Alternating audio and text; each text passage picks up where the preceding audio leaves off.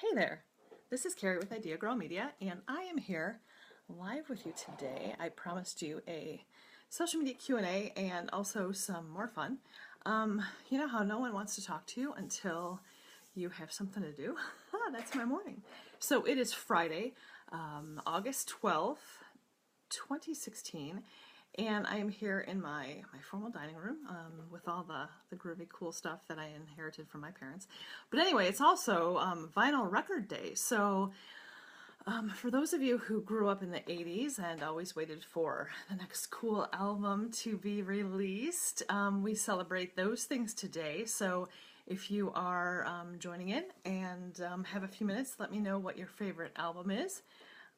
Yeah, cool. Little messages from Facebook. Okay, yeah. So I had some favorite groups and albums and so forth. My grandmother bought me some early on when I was starting to study music, and my parents bought me my first albums, and my sister would give me albums as gifts. So I think this is probably pretty typical for a lot of at least Western teenagers. You know, you go to the concert, you need to get the album, and then it escalated to video cassette tapes, and the album became obsolete. So today we celebrate the vinyl record. Yeah, so I am actually, if you're just joining, I'm getting these messages from Facebook. They're kind of texty, so we'll see what happens. I'm using a tool that allows me to syndicate to my Facebook pages, my Facebook groups. Not my Facebook profile yet, because Facebook gave me the ability to go live and then took it away. So we're not doing that yet, but also Twitter and LinkedIn. So if you join in, let me know where you join in from, so I know what to look for, you know, that kind of thing, and know what's successful, and we'll also know the time of day. So anyway, social media Q&A. I have a few thoughts I'll share while we're waiting for people to hop in. I've just been noticing that, one, social media is very video oriented now, so like we're on live, right? You also have stories on Instagram now. You have the things on Snapchat, which is graphic and video. Instagram is also graphic as well. But, you know, we still upload to our YouTube channel. We're still, you know, blabbing, periscoping, whatever. That's all starting to come to fruition. So, and be more prevalent. What also happens is these other things that we're used to doing that are really easy to do, they're not getting as much effect. So it's important to note that while those things are easy and they do need to be a part of your social media strategy, they're not going to take on the same role in your strategy if you're doing it right. You're going to need to prioritize the visual.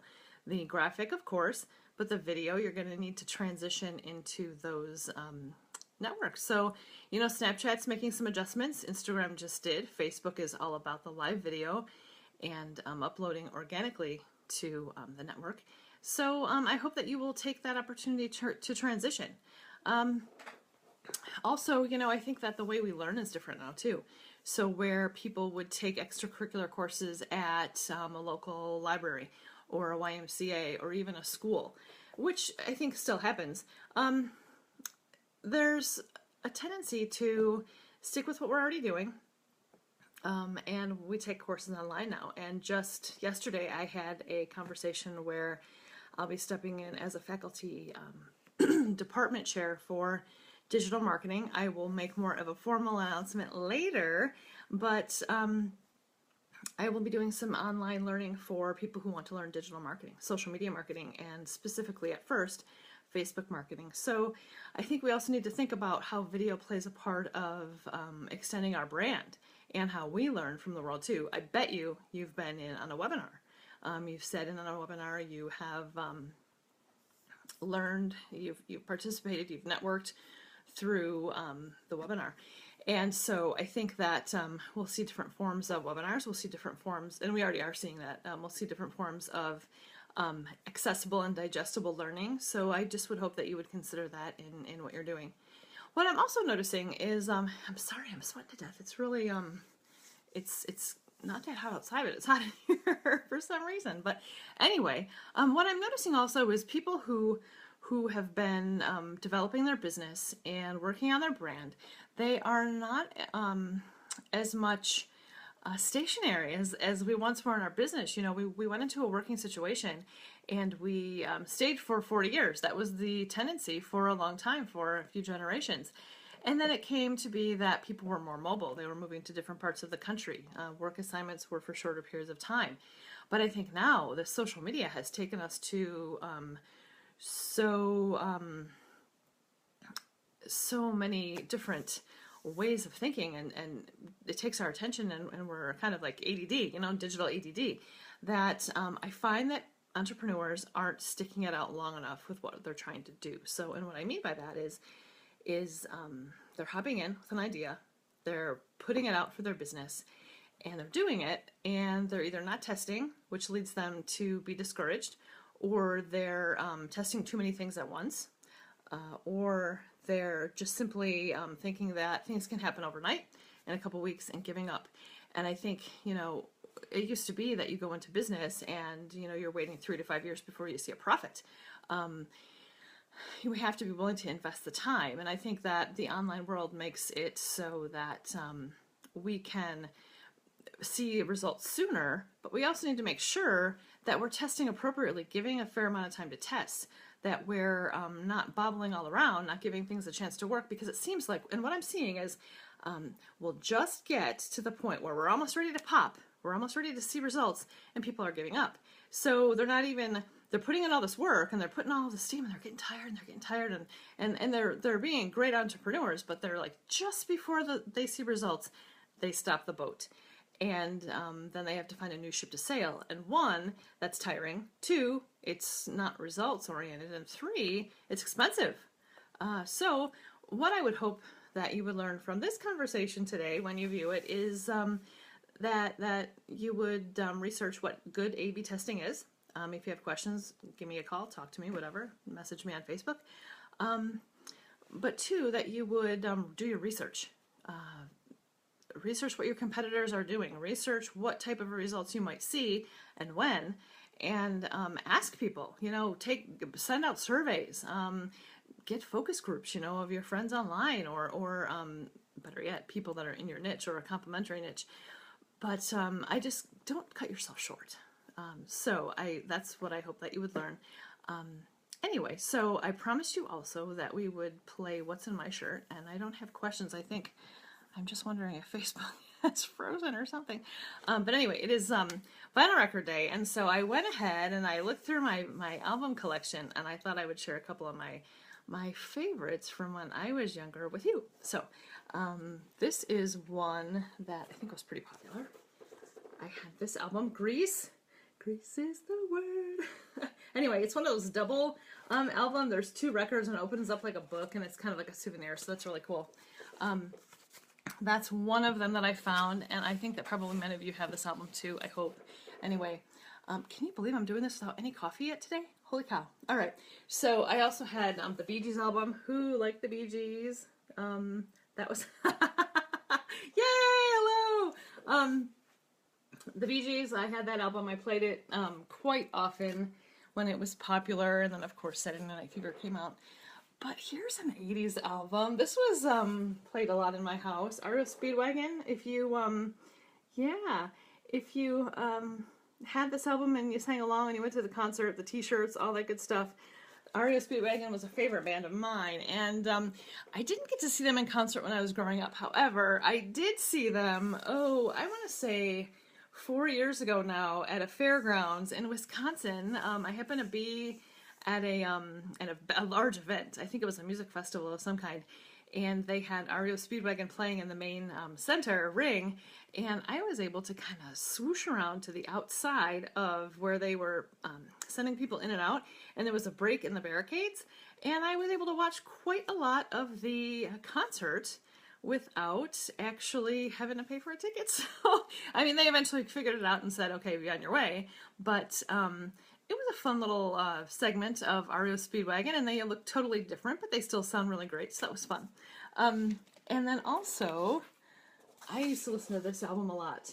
Billy Joel's Glass Houses. I don't know if you had this one. What is some of the songs that are on it are what's the big one? Well, Glass Houses, of course. I can't even read this. I need glasses now. It's written in like this pencil. Sometimes a Fantasy, that was fun. Don't ask me why, that was really popular. It's still rock and roll to me. That's on this album. So I was pretty hot on that album.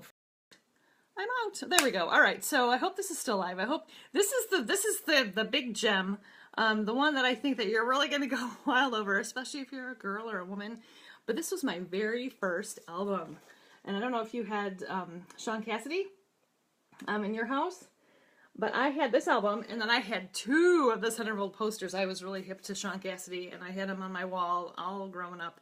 And this, hi Frith, how are you? I'm sure that you did not have the Sean Cassidy album, Frith, but I did, and I really thought this album was cool to do Run Run, and me and my friends would dance around to it when I was younger, and we had a lot of fun, and he was all the rave, and then he went on to General Hospital, and it was like, ooh, Sean Cassidy. But that was my growing up years. On Vinyl Record Day, that's what we talked about.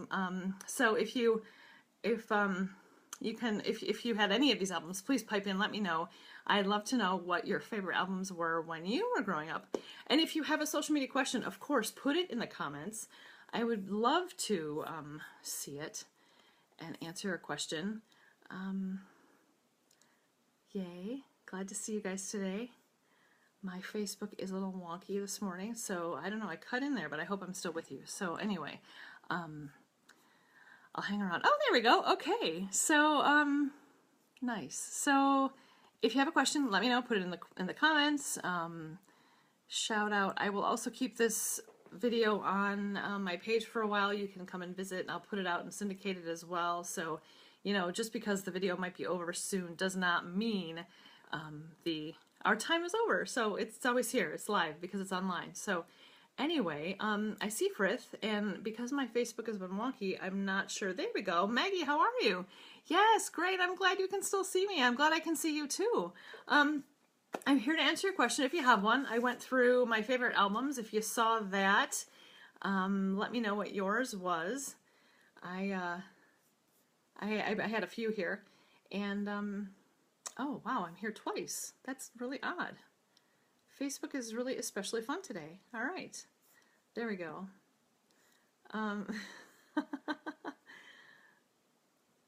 I love it. I'm not. I think this live is really fun, but I think the yeah. So, what is your favorite platform, social media wise? Sure, I will answer that for you, of course. I really like Instagram. I think it's versatile. I think Facebook is really fun. It's easy. It's our first social network, you know, usually for a lot of us.